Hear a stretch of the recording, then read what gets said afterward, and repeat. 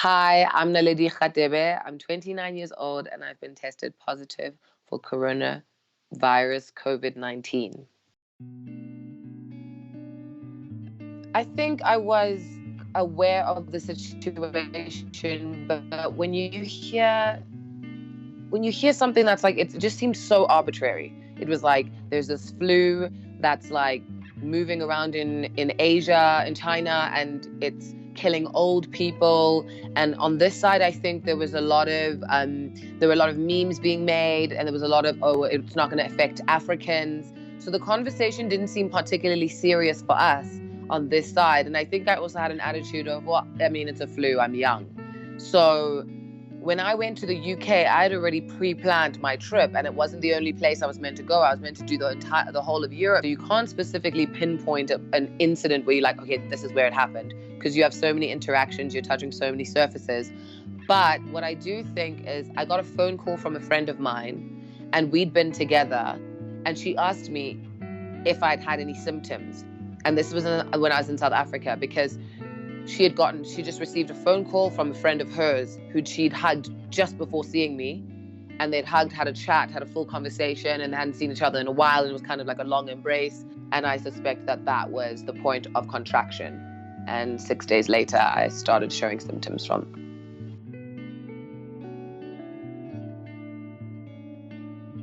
And so I went to sleep wearing a surgical mask for fear that my cousin, who was sleeping next to me, was going to actually make me sick, because I thought that she looked like she was stifling coughs through the day, to be fair.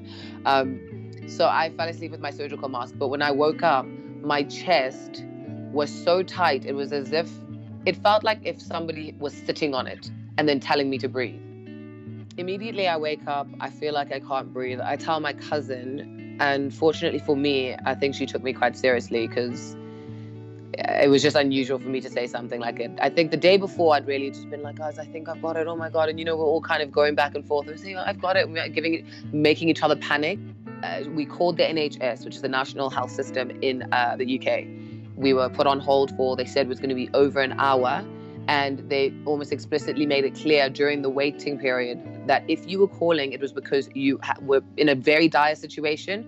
And if your situation escalated to the point of near death, you were to call a number called 999 and for an ambulance. So I'm sitting there and I'm looking at my cousin. And I'm like, okay, we're going to wait an hour? Are we even going to get through? We're trying to discuss throwing back ideas at each other. I'm saying she's asking me symptom per symptom. She's like, are you suffering from a fever right now? I'm saying no. Shortness of breath. She said, hold your breath for 15 seconds. I hold my breath for 15 seconds. She's like, you are showing no symptoms. Like, this is going to be so hard to explain to anybody. It's difficult to explain to me. So I said, okay, fine. Let me call my mom. So my mom's feedback was that there was nothing that was going to be able to be done in the UK. I was a South African citizen. I was told that, okay, if I fly to South Africa, there's a huge possibility that I will have to go into stay quarantine should I arrive and I go through the fever test and they pick up a fever, which I was really prepared to do, because I think I'd rather have quarantined in my own country than quarantine somebody else somewhere else. I booked a flight on that night, literally that night, and flew, arriving in South Africa, went through the fever test. And of course, because I exhibited no outward symptoms, I kind of made it through that quarantine. And that's really the tricky part about it, is that you can't really tell. And then immediately on arrival, went straight to my doctor. He checked basically everything that you would think would be heightened or exacerbated during a flu, and I had nothing. And so he said that then he thought I was suffering from late onset asthma, to which I replied that it just seemed extraordinary given that there was a respiratory disease going around. But still, he prescribed me with a pump and anxiety medication and gave me a script to test for COVID-19. Right, so what they do is that they take an earbud. So the test is actually just a swab. It's taking a swab of your mucus or your bodily substance. So they get what do you call it, an earbud, and they stick it in your nostril so far, the kind that, when you kind of it goes in and your eyes kind of water, and then they pull it out. So it's a very uncomfortable feeling, but it's pretty quick. It took It took no longer than 5 minutes. So results are meant to generally take 2 days, 3 days latest. That was what I was told. But in my case, it took 9 days. Yeah, 9 days from my testing date, which was, no, well, actually 8 days, which was obviously very intense to be waiting during that period. And kind of, it created such a panic because, you start to begin to think, oh, why is it taking so long for my results? And you're going back and forth. They were communicative, Shame, and they did call me to tell me on the Thursday, we're backlogged. On the Friday, we are backlogged. And on the Monday, we're still backlogged, which again was even more frightening to know that the numbers were all still sitting at around the 200s. The situation hadn't particularly escalated. And you're talking about not being able to get results. No, this is not a situation of no news is good news. This is a situation of no news is no news. Just stay at home until you know. My doctor is like, there is no cure and there is no vaccine for this. So essentially, you have to treat it symptom to symptom basis. So for example, if you have a fever, you take fever medication. If you have a cough, you treat that cough with cough medicine. If you a sore throat, lozenges. Everything is based symptom to symptom treatment. So yeah, I think the first symptom you kind of get, and then that symptom kind of sits for a couple of, well, this is how it went for me, but it's sad, like, the difficulty of breathing for about 3-4 days, and then kind of slowly creeped in the stiffness in my body for a couple of days, 2-3 days. And the dizziness was prevalent at night. But I'd say now it's about my 11th day of having had this. And it's almost as if it is a flu, like how you have a flu that usually goes over about a 14-day period, and you start off like really like tricky, and then you get worse in the middle, and then you slowly start coming back up.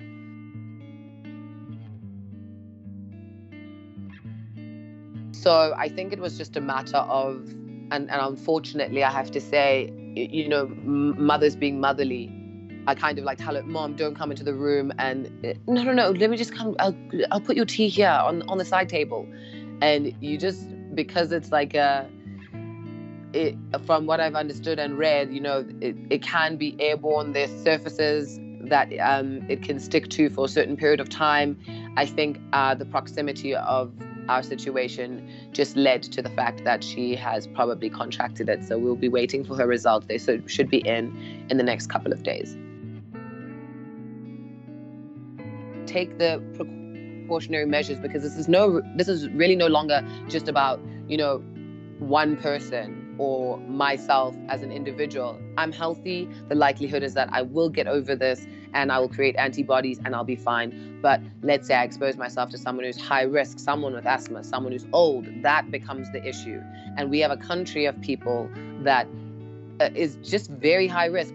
And so, I definitely commend the president on having made swift action to go straight into the lockdown.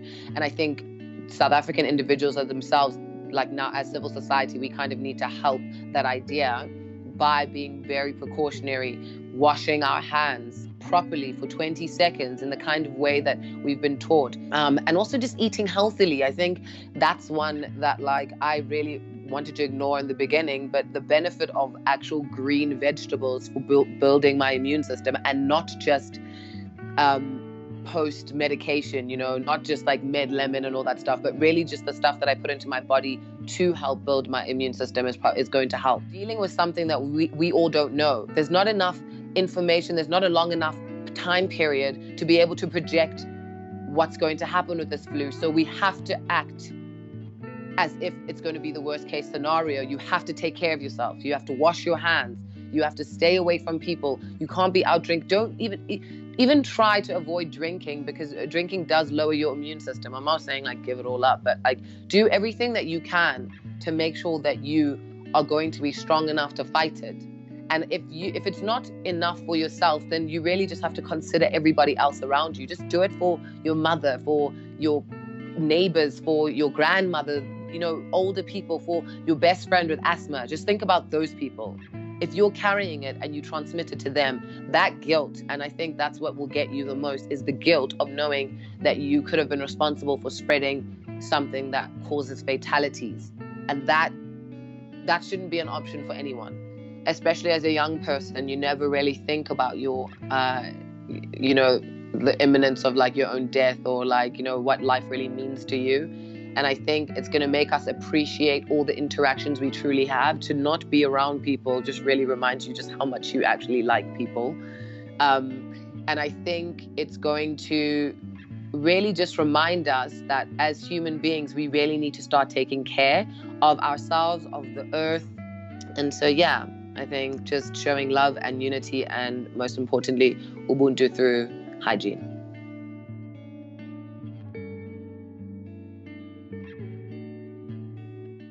For more, go to ewn.co.za.